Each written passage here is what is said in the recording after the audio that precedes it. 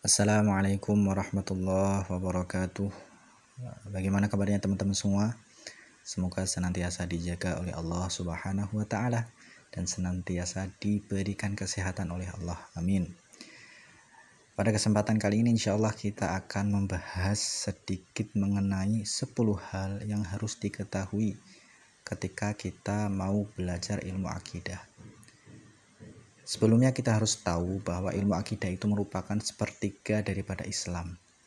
Karena sebagaimana kita tahu, Islam itu dibagi menjadi 3. Ada yang namanya iman, ada yang namanya Islam itu sendiri, ada namanya ihsan. Ya, iman itu adalah ilmu akidah ini, berkaitan dengan keyakinan atau keimanan seseorang. Kemudian yang Islam itu berkaitan dengan fikih atau amaliyah atau ibadah kita sehari-hari.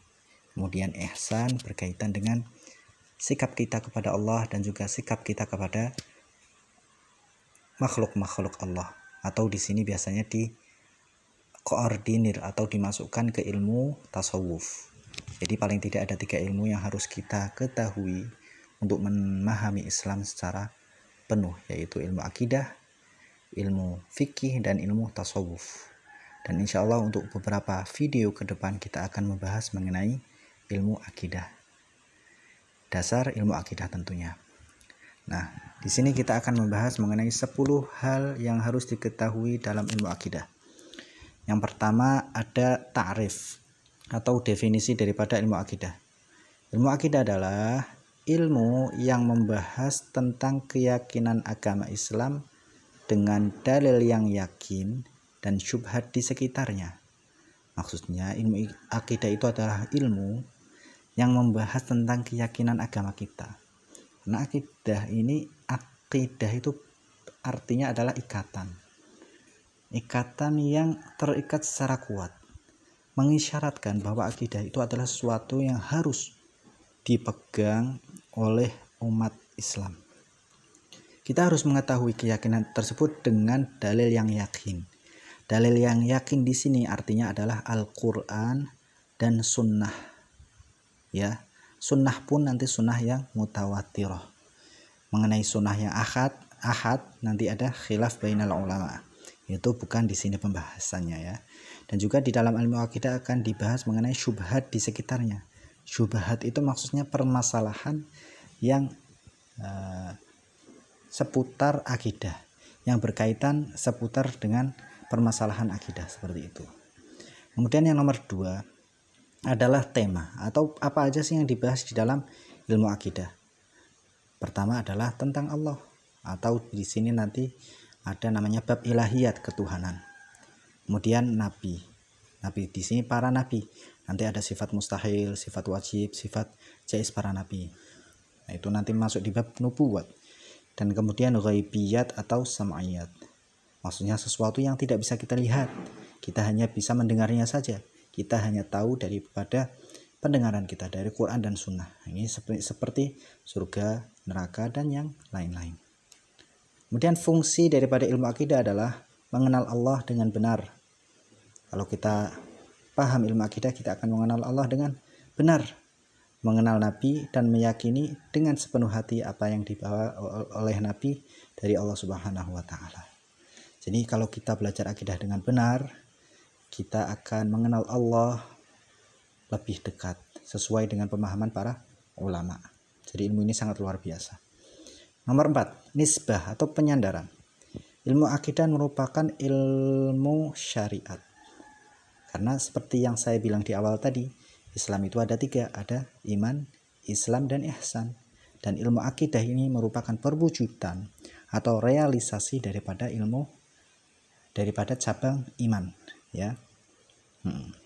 Kemudian yang kelima adalah keutamaan belajar ilmu akidah. Ilmu akidah adalah ilmu yang sangat agung karena dengannya kita akan mengenal Allah Subhanahu wa taala. Kalau ini mudah difahami ya, karena ilmu akidah itu ilmu bagaimana cara kita mengenal Allah. Jadi ilmu ini merupakan ilmu yang sangat agung dan sangat tinggi derajatnya di Islam. Perumus utama. Nah, maksud dari perumus utama itu bukan berarti yang mengarang, bukan. Yang membuat pertama kali ya Allah.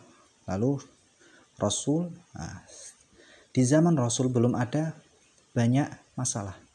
Setelah Islam mulai meluas, banyak orang-orang non-Arab yang masuk ke Islam. Jadi banyak sekali permasalahan agama-agama sebelumnya yang mereka yakini, mereka bawa ke Islam. Nah, di sini butuh orang-orang yang menjelaskan akidah Islam secara benar.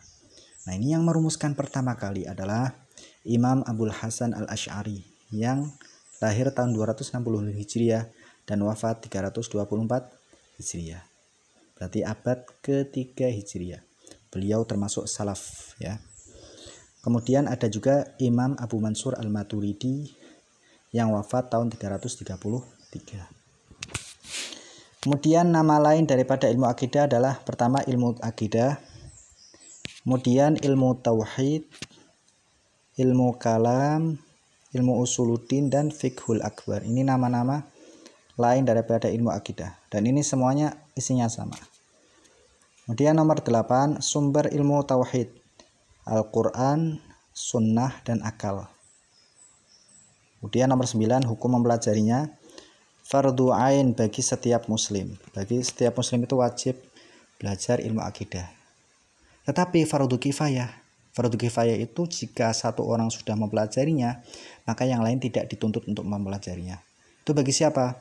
Bagi yang mau mendalaminya dan menjadi pakar dalam ilmu akidah. Maka dia hukumnya fardu kifayah, bukan fardu ain.